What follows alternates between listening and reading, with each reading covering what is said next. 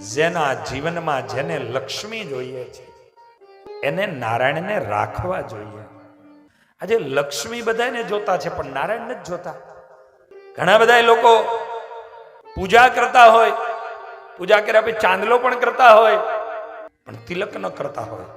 ચાંદલો એ લક્ષ્મીજીનું પ્રતીક છે અને તિલક ઉર્ધ્વપુંડ્ર ભગવાન નારાયણના ચરણારવિંદની રેખાઓ છે.